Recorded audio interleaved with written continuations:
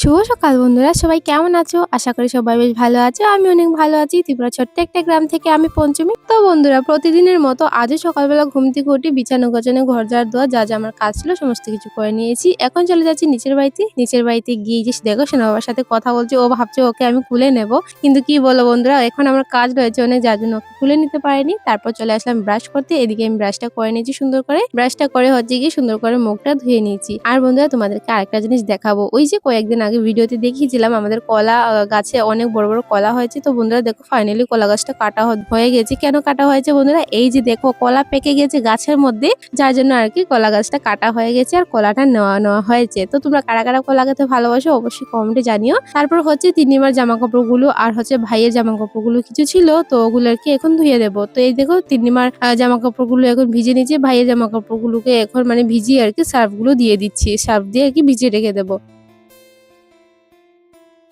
তো দেখো, এখানে তিন্নিমার জামা কাপড় ধোয়া হয়ে গেছে। তারপর আমি চলে এসেছি তিন্নিমার জামা কাপড়গুলো মেলে দিতে। তো বন্ধুরা, সমস্ত কিছু মানে তোমাদের সাথে শেয়ার করি। আর এই ভিডিওগুলো তো তোমরা দেখতে দেখতে হয়তো বিরক্ত হয়ে গেছো, কারণ সব দিন একই ধরনের ভিডিও তোমাদের সাথে শেয়ার করি। কি করবো বন্ধুরা, আমার তো প্রতিদিনই একই কাজ থাকে, তার জন্য একই কাজ তোমাদের সাথে শেয়ার করি। তারপর দেখো, আমি চলে এসেছি ভাত খেতে। তো বেগুন ভর্তা করা হয়েছিল, তো বেগুন ভর্তা নিয়ে সবার প্রথমে ভাতটা খেয়ে নিয়েছি। তারপর চলে এসেছি শিম দিয়ে, আলু দিয়ে, শুটকি দিয়ে তরকারি। তো তোমরা কারা কারা খেতে ভালোবাসো এরকম অবশ্যই কিন্তু কমেন্টে জানিও। এই যে দেখো, খেতে কিন্তু ভালোই লাগে।